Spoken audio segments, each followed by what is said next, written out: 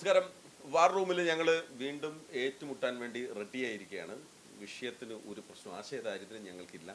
ഇന്നത്തെ നമ്മുടെ പ്രധാനപ്പെട്ട ഒരു ടോപ്പിക് എന്ന് പറയുന്നത് അർജന്റീനയും പോർച്ചുഗലും ഈ കപ്പിലേക്കുള്ള വഴിയിൽ എവിടെയെങ്കിലും വെച്ച് ഒരുമിച്ച് കാണുമോ എന്നുള്ളതാണ്. അങ്ങനെ കാണാനുള്ള സാധ്യത നമ്മൾ കാണുന്നുണ്ട്. ചില മത്സരങ്ങൾ രണ്ട് ടീമും പ്രതീക്ഷിച്ചതുപോലെ ജയിച്ചു കഴിഞ്ഞാൽ, ചില മത്സരങ്ങൾ എന്നല്ല അല്ലേ, ഇന്നോട്ട് അങ്ങോട്ടുള്ള മത്സരങ്ങൾ ജയിച്ചു കഴിഞ്ഞാൽ വഴിയിൽ അർജന്റീനയും പോർച്ചുഗലും കാണും. അത് എങ്ങനെയായിരിക്കും ആരാധകർ ഏറ്റെടുക്കുക എന്നുള്ളതാണ്. ഇന്നിപ്പോൾ സോഷ്യൽ മീഡിയയിൽ വന്ന മറ്റൊരു വലിയ കാര്യം, അർജന്റീനക്ക് ഈസിയായി വഴി, സെമി വരെയുള്ള വഴി ഫിഫ വെട്ടിക്കൊടുത്തു എന്നുള്ള വലിയ ആരോപണം, വിമർശനം പി സി സൈഫുദ്ദീൻ എതിർ ആരാധക വൃന്ദം ആരോപിക്കുന്നുണ്ട്. പി സിക്ക് എന്താണ് തോന്നുന്നത്? ആ ശരിയാ, ഇന്ന് ഉറുഗ്വേ തോറ്റല്ലോ അല്ലേ. ഉറുഗ്വയുടെ കോച്ച് പിന്നെ മാർസലോ ബിയൽസ അർജന്റീനക്കാരനാണ്. തോറ്റു കൊടുത്തതാവാൻ വഴിയുണ്ട്. ഇതെന്താണെന്നറിയോ, എല്ലാ ആയുധങ്ങളും കയ്യിൽ നിന്ന് പോകുമ്പോൾ ഉള്ള രാഷ്ട്രീയത്തിൽ എല്ലായിടങ്ങളിലുള്ളൊരു മെയിൻ സാധനമായത് ഏത് ഈ ഗൂഢാലോചന സിദ്ധാന്തം. ഇത് പിന്നെ കാര്യമായി പയറ്റിയത് ഖത്തറിലാണ്. ഖത്തറിൽ അങ്ങനെയാണെങ്കിൽ ഞാൻ ചോദിക്കട്ടെ, ഇപ്പോൾ സൗദിയോട് അർജന്റീന തോറ്റു, ശരി, അടുത്ത മത്സരത്തിൽ മെക്സിക്കോയോട് ജയിക്കണ്ടേ? കപ്പ് നേടണമെങ്കിൽ അടുത്ത മത്സരത്തിൽ മെക്സിക്കോയോട് ജയിക്കണ്ടേ? മെക്സിക്കോക്കെതിരായ മത്സരത്തിൻ്റെ സ്കോർ എങ്ങനെയാണ്? 2-0 ആണോ? പെനാൽറ്റി ഉണ്ടോ? ആ മത്സരത്തിൽ സമനിലയാണെങ്കിൽ കൂടിയും അർജന്റീന ഫൈനലിൽ എത്തില്ല. അപ്പോൾ ലയണൽ മെസ്സിയുടെ തിരിച്ചുവരവ്, ആ ഗോള് അയാളുടെ ഇൻഡിവിജ്വൽ ബ്രില്യൻസിൻ്റെ ഗോളാണ് അത്, ലയണൽ മെസ്സിയുടെ ഗോള്. എൻസോ ഫെർണാണ്ടസിൻ്റെ ഗോള് യൂട്യൂബിൽ കാണും, 8K റെസൊല്യൂഷനിൽ കാണാം, എടുത്തു നോക്കുന്നുണ്ട്. അപ്പോൾ ആ മത്സരത്തിൽ ഏതെങ്കിലും അർത്ഥത്തിൽ റെഫറി സഹായിച്ചു, ഫിഫ സഹായിച്ചു? ആ മത്സരത്തിൽ ജയിച്ചില്ലേ, തീർന്നില്ലേ? അപ്പോൾ ഇതെന്താണെന്നറിയോ, നമുക്ക് സ്വന്തമായി ജയിക്കാൻ കഴിയാതെ വരുമ്പോൾ, എല്ലാ ആയുധങ്ങളും വീണു പോകുമ്പോൾ ആകെ കൂടി പിടിക്കാനുള്ളൊരു വഴിയാണ് ഈ ഗൂഢാലോചന സിദ്ധാന്തവും റെഫറി കളിക്കുന്നതും ഫിഫയുടെ പിന്തുണയും ഒക്കെ. അപ്പോൾ കേപ്പ് വെറുതെ കയറി വന്നു. ലോകകപ്പ് അങ്ങനെയാണ്. ലോകകപ്പിൻ്റെ അതിസുന്ദരമായ അനിശ്ചിതത്വത. കേപ്പ് വെറുതെ കയറി വരണം. ആ കേപ്പ് വെറുതെ ഞങ്ങൾ നേരിടും. കേപ്പ് വെറുതെ ഒരു മാന്യമായ സ്കോറിന് ഞങ്ങൾ അവരാദ്യമായിട്ട് വരികയാണ്. അപ്പോൾ അവരങ്ങനെ ഒരു വലിയ സ്കോറൊന്നും പൊട്ടിക്കേണ്ട കാര്യമാണ്, മോശമാക്കരുത്, ഒരു കാരണവശാലും മോശമാക്കരുത്. അപ്പോൾ കേപ്പ് വെറുതെ ഒരു മാന്യമായ സ്കോറിന് ഞങ്ങൾ പൊട്ടിച്ചു കൊടുക്കും. അല്ല, കവിത രചിക്കാൻ പിന്നെ സമയം തരാം. അതല്ല, അപ്പോൾ നമ്മൾ ഈ കേപ്പ് വെറുതെ കഴിഞ്ഞ് പിന്നെ കൊളംബിയൊക്കെ വരും എന്നാണ് പ്രതീക്ഷിക്കുന്നത്. അതിനുശേഷം പോർച്ചുഗലായിരിക്കും വരിക. അപ്പം സൈഫൊക്കെ ഇവിടെ ആരോടൊക്കെ പറയുന്നുണ്ടായിരുന്നു, പോർച്ചുഗൽ റൊണാൾഡോയുടെ മുന്നിൽ തോറ്റു കഴിഞ്ഞാൽ മെസ്സിയുടെ കഥ കഴിയും, അതുകൊണ്ട് അതിന് മുന്നേ പുറത്താവേണ്ടതാണ് നല്ലതെന്നുള്ളൊരു സംസാരം ഇവിടെ കേട്ടു. അതിന് എന്തെങ്കിലും സത്യമുണ്ടോ? അല്ല, ഹാരി തന്നെ പറ. ഇപ്പോഴത്തെ അവസ്ഥയിൽ ലയോണൽ മെസ്സിയും ക്രിസ്ത്യാനോ റൊണാൾഡോയും ഏറ്റുമുട്ടുന്നു. അതിൽ കോമൺ സെൻസോട് കൂടി പറഞ്ഞാൽ മതി, കോമൺ സെൻസ് മാത്രം യൂസ് ചെയ്താൽ മതി, വേറെ ഒന്നും ചെയ്യേണ്ട. കളി കൃത്യമായി വിലയിരുത്തുന്ന ആളാണല്ലോ അല്ലേ. അപ്പോൾ അതിൽ ആർക്കാ കുറെ കൂടി ഒരു അഡ്വാൻറ്റേജ് എഡ്ജ് ഉള്ളത്? ഞങ്ങളുടെ സുൽത്താൻ ചത്തൊടുങ്ങിയിട്ട് മതി. നിങ്ങളുടെ മെസ്സിയും റൊണാൾഡോയും ഇതിനു വേണ്ടി റൊണാൾഡോയ്ക്ക് വേണ്ടി ഞങ്ങളിവിടെ ആളെ ഇറക്കിയിട്ടുണ്ട്, ഞങ്ങളുടെ പറങ്കിപ്പടയുടെ നേതാവ്. ഞാൻ പറയും, ഇതിനകത്ത് ഒന്നാമത്തെ സൈഫീസിന്റെ ആരോപണം ഈ നിങ്ങൾ പറഞ്ഞതും എതിർപക്ഷക്കാർ നടത്തിയ ഗൂഢാലോചന, അതിനകത്ത് എനിക്ക് വലിയ സംശയമുണ്ട്. ഞങ്ങൾ പോർച്ചുഗൽ ഫാൻസിനെയും മറ്റു ഫാൻസിനെയും താറടിക്കാൻ വേണ്ടിയിട്ട് അർജന്റീന ഫാൻസ് ഇറക്കിയ നമ്പറാണോ ഇതെന്നുള്ളതിനകത്ത് എനിക്ക് വലിയ സംശയമുണ്ട്. പിന്നെ ഈ പറഞ്ഞ പോലെ കോമൺ സെൻസ് ഒന്നുമല്ല. കൃത്യമായി പറഞ്ഞു കഴിഞ്ഞാൽ അത്യാവശ്യം നല്ലൊരു ടീം ഗെയിം പോർച്ചുഗൽ പുറത്തെടുക്കുകയാണെന്നുണ്ടെങ്കിൽ ഉറപ്പായിട്ട് പോർച്ചുഗൽ ജയിക്കും. ആണെങ്കിൽ യെസ്, അത് നാളെ ഇല്ല, ഇതുവരെ എടുത്തൊന്നും നമ്മൾ അവകാശപ്പെടുന്നില്ല. അതുപോലെ നിങ്ങൾ അവകാശപ്പെട്ടു, നിങ്ങൾ മികച്ച കളിയാണ് ഇതുവരെ കളിച്ചുകൊണ്ടിരുന്നതെന്ന് അവകാശപ്പെടരുത്. എങ്ങനെ അൾജീരിയക്കെതിരെയും ഓസ്ട്രേലിയക്കെതിരെയോ? ഓസ്ട്രിയയുടെ കഴിഞ്ഞ ഈ ക്വാളിഫിക്കേഷൻ റൗണ്ടിലെ കളികൾ എടുത്ത് നോക്ക്, ഓസ്ട്രിയ ഒരു ഗണ്ണൻ ടീമായിരുന്നു. ഓസ്ട്രിയ എന്ന് വെച്ചാൽ എന്താണ്, അതായത് ഇറ്റലിയെ പോലെയുള്ള ടീമുകൾ പുറത്തിരുന്നിട്ട് വരുന്ന യൂറോപ്യൻ ക്വാളിഫിക്കേഷൻ ടീം എന്ന് പറഞ്ഞാൽ എന്താ? അതിന്മേലാണോ പിടിക്കുന്നത്? ഗണ്ണൻ ടീം എന്താ? അണ്ണന്റെ ടീമിനെ നേരിടാൻ കണ്ണൻ ടീം വരും. അതിന്മേ പിടിച്ചോ? ഇതാ സംഗതി. ഇവൻ ബ്രസീൽ ഫാനാണോ? ഇത് ബ്രസീലാണ്. ഹരിനെ കുറിച്ച് നമ്മള് പ്രേക്ഷകരെ കഴിഞ്ഞ വാർ റൂമിൽ എന്നെ താറടിച്ചെന്ന് ഇല്ലാണ്ടാക്കിയത്. പക്ഷേ ഞാൻ പറയുന്നു, ഹരി ഗോവിന്ദ് കടുത്ത ബ്രസീൽ ഫാനാണ്. ഇന്ന് പക്ഷെ അവൻ ബ്രാച്ചുകളാണ്. കാരണം അല്ല, വേറൊരു കാര്യമുണ്ട് റിസ്വാനെ, നമ്മൾ ഈ ലോകകപ്പിൽ ഒരു ടീമിനെയും ഇവിടെ കേരളത്തിലിരുന്നുകൊണ്ട് ആസ് എ ഇന്ത്യൻ എന്നുള്ള രീതിയിൽ നമുക്ക് കുറ്റപ്പെടുത്താൻ ഒരു അർഹത അവകാശവുമില്ല. കാരണം നമുക്ക് പാർട്ടിസിപ്പേറ്റ് ചെയ്യാൻ കഴിയാത്തൊരു പരിപാടിയത്. അവിടെ നമ്മൾ ഏതെങ്കിലും ഒരു രാജ്യത്തെയോ അതിലെ പ്ലെയറെയോ മോശമാക്കാനോ വിമർശിക്കാനോ നമുക്ക് അർഹതയില്ല. എങ്കിൽ കൂടി നമ്മൾ ഈ പ്രോഗ്രാമിൻ്റെ വേറെ സ്വഭാവം വെച്ചിട്ട് നമ്മൾ പറയുന്നു എന്നുള്ളത് ആദ്യം ഒരു മുൻകൂർ ജാമ്യം എടുക്കണമല്ലോ.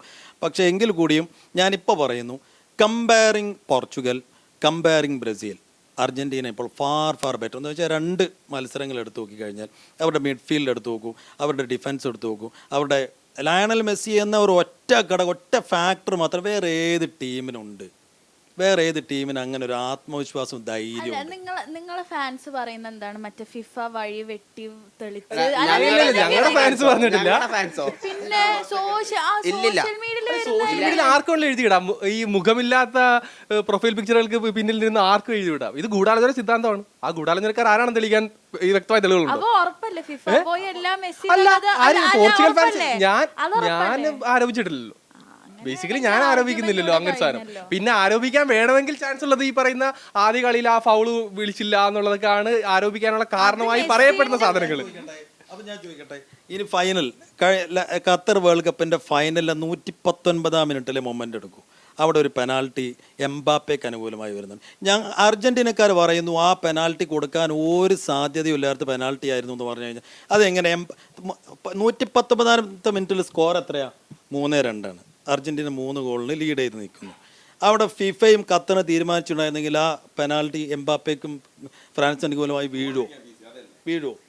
പറ. ഈ ആദ്യം തന്നെ ഞാൻ ഗൂഢാലോചന സിദ്ധാന്തക്കാരെ തള്ളി പറഞ്ഞു കഴിഞ്ഞു. ഇനി ടോപ്പിക് കഴിഞ്ഞു. ആ ടോപ്പിക് കഴിഞ്ഞു.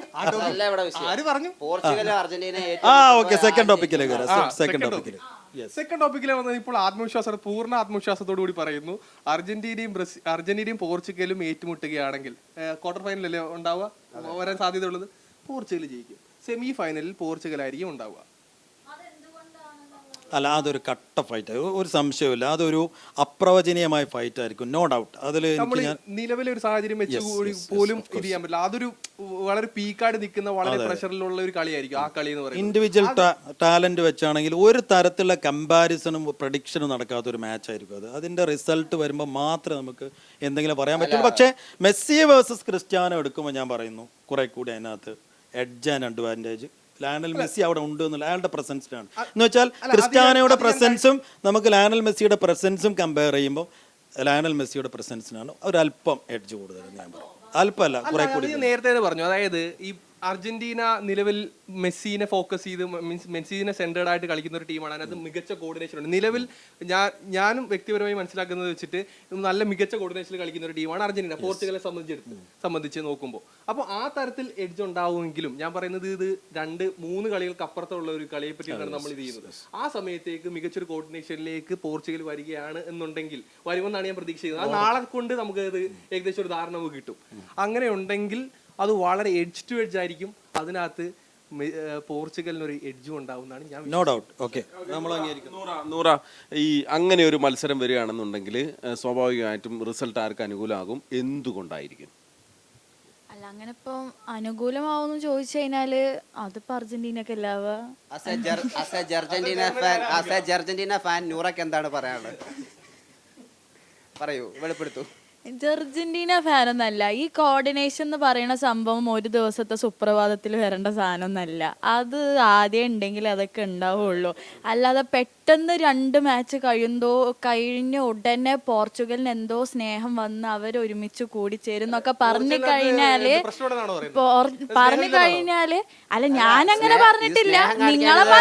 നിങ്ങളെ പലവരാണ്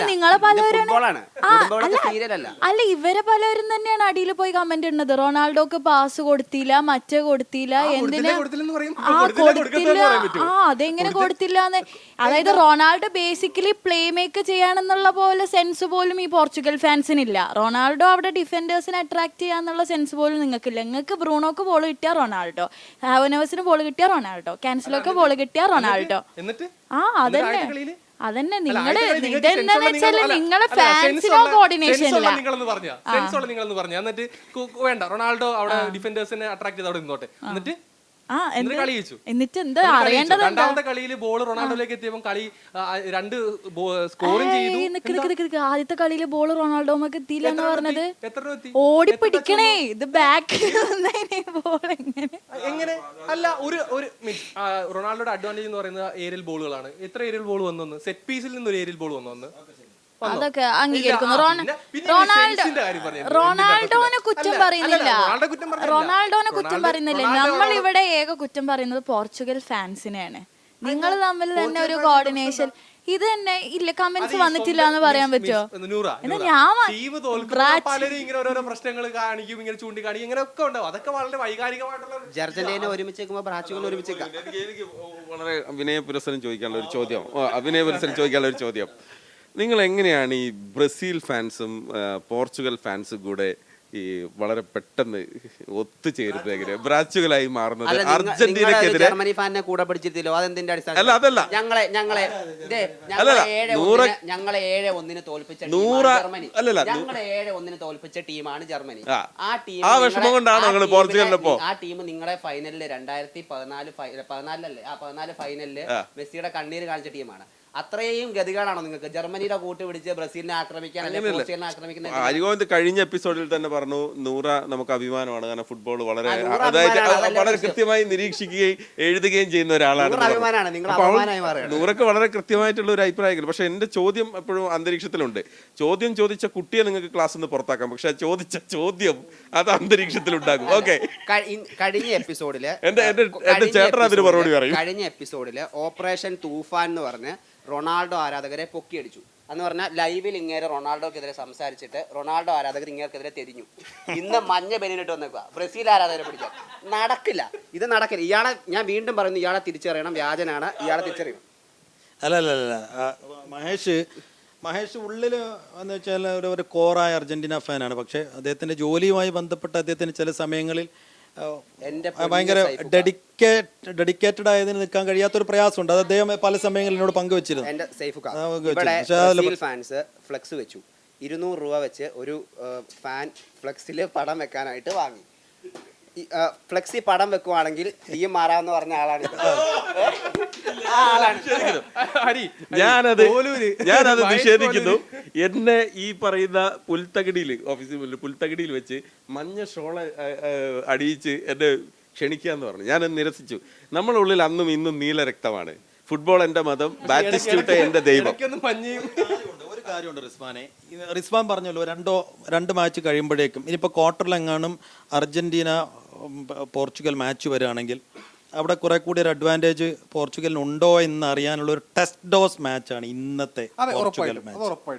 ഇന്നത്തെ ഉസ്ബെക്കിസ്ഥാൻ താരതമ്യേന കുറെ കൂടി ദുർബലമായ ഒരു ടീമായിരുന്നു. പക്ഷെ ഇന്ന് കൊളംബിയയോട് എങ്ങനെ കളിക്കാൻ കഴിയുന്നു പോർച്ചുഗലിനും ക്രിസ്ത്യാനും നോക്കിയിട്ട് കാണാം നമുക്ക്. അർജന്റീനയെ സംബന്ധിച്ചിടത്തോളം വളരെ ദുർബല എതിരാളികളായി ലാസ്റ്റ് മാച്ച് ജോർദാൻ. അതൊരു പരീക്ഷണ മാച്ച് ഒന്നല്ല. പക്ഷേ പോർച്ചുഗലിനെ സംബന്ധിച്ചിടത്തോളം ഇതൊരു ടെസ്റ്റ് മാച്ച്. ഞാനൊരു ചോദ്യം ചോദിക്കട്ടെ, ഈ അൾജീരിയക്കെതിരെ കളിച്ചു, ഒപ്പം തന്നെ ഓസ്ട്രേലിയക്കെതിരെ കളിച്ചു. ഈ 2 മത്സരം കൊണ്ട് അർജന്റീന ടീമിനെ വിലയിരുത്താനുള്ളൊരു സാഹചര്യം ഉണ്ടായിട്ടുണ്ടോ? തീർച്ചയായും ഉണ്ടായിട്ടുണ്ട്. പ്രത്യേകിച്ചും ഓസ്ട്രിയയും അൾജീരിയയും നല്ല ടീമാണ്. അൾജീരിയ ഫുട്ബോളിനെ വളരെ ഗൗരവത്തിൽ വിലയിരുത്തുന്ന ഒരാളാണല്ലോ അരി. അപ്പൊ അൾജീരിയ എത്രത്തോളം മികച്ച ഒരു ടീമാണെന്ന്. അൾജീരിയ മെസ്സിനെ അഴിച്ചുവിട്ടിരിക്കുകയായിരുന്നു, മാർക്ക് ചെയ്തില്ല എന്നൊരു വിമർശനം ഉണ്ടല്ലോ മൊത്തത്തിൽ. മെസ്സിയെ മാർക്ക് ചെയ്യാൻ കഴിയില്ലെന്നേ. മെസ്സിയെ മാർക്ക് ചെയ്യാൻ കഴിയില്ല. മെസ്സിയെ മാർക്ക് ചെയ്യാൻ കഴിയില്ല. അത് ആര് വിചാരിച്ചിട്ട് കാര്യമില്ല. ലയണൽ മെസ്സിയെ അങ്ങനെ മാർക്ക് ചെയ്ത് മെസ്സിയെ പൂട്ടിയ ഒരു മത്സരം പറ നിങ്ങള്. അല്ലല്ല കഴിഞ്ഞ വേൾഡ് കപ്പിൽ അടക്കം മാർക്ക് ചെയ്ത് ലയണൽ മെസ്സിയെ പൂട്ടി ഒരു മാച്ച് പറഞ്ഞു. ആ ലോജിക്ക് എടുക്കുകയാണെന്നുണ്ടെങ്കിൽ മെസ്സിനെ മാർക്ക് ചെയ്യാൻ പറ്റില്ല എന്ന് പറഞ്ഞു. ആ ലോജിക്കിൽ എടുക്കണമെങ്കിൽ മെസ്സി എല്ലാ കളിയിലും 5-10 ഗോൾ അടിക്കണ്ടേ? 5-10 ഗോളടിക്കൽ മാത്രമല്ല അർജന്റീന അല്ലെ മെസ്സി കളിക്കുന്ന എല്ലാ ടീമും ആണെന്നേ. ഞങ്ങൾക്ക് ഇപ്പൊ എന്താ പറയുക, കുറെ കാലമായിട്ട് അർജന്റീന ഒരിക്കലും മാർക്ക് ചെയ്യാത്തൊരു പ്ലെയർ അയാളെ മാർക്ക് ചെയ്യാൻ പറ്റില്ല നിങ്ങൾ പറയുന്നു. എന്നിട്ടും അയാൾ കളിക്കുന്ന എല്ലാ ടീമും എല്ലാ കളിയും ജയിച്ചില്ലെങ്കിൽ അയാളെ പരാജയമല്ലേ? കഴിഞ്ഞ വേൾഡ് കപ്പ് മുതൽ കഴിഞ്ഞ 2 കോപ്പ മുതൽ അർജന്റീന തോറ്റിട്ടില്ല. ഞങ്ങളൊന്ന് തോറ്റ് കാണാൻ ഭയങ്കര ആഗ്രഹം. ഇപ്പൊ അർജന്റീന ഒന്ന് തോറ്റ് കാണാൻ ഒരു എക്സ്പീരിയൻസ് എങ്ങനെയാന്ന് ഞങ്ങൾ മറന്നുപോയി. സത്യം പറയാം, നൂറ് പറയട്ടെ അല്ലേ, അർജന്റീന തോറ്റ് കഴിഞ്ഞാൽ എന്തായിരുന്നു എന്നുള്ളത്.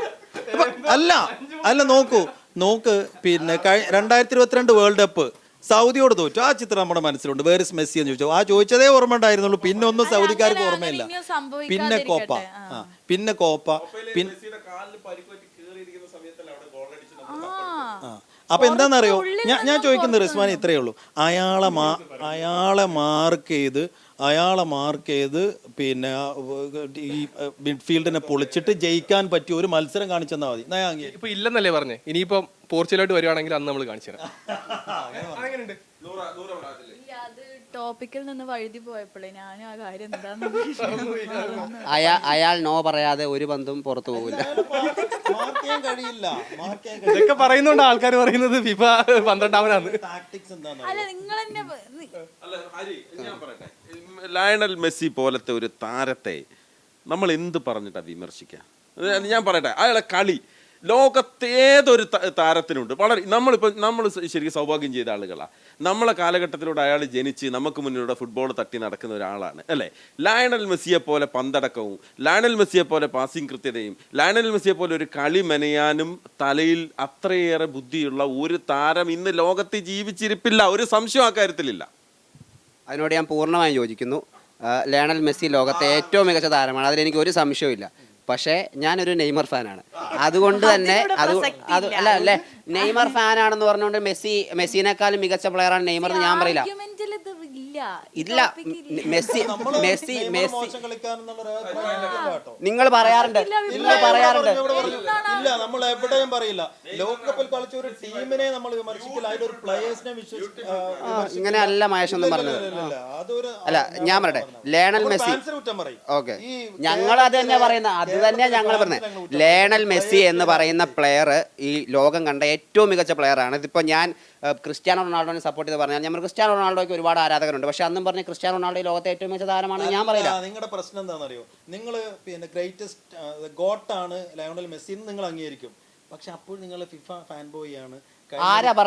ആരാണ് ഇതൊക്കെ പറയുന്നത്? ഇത് സോഷ്യൽ മീഡിയയിൽ ഒരു കൂട്ടം ആളുകൾ പറയുന്നതിനെ എന്തിനാണ് ജനറലൈസ് ചെയ്യുന്നത്? ഇപ്പൊ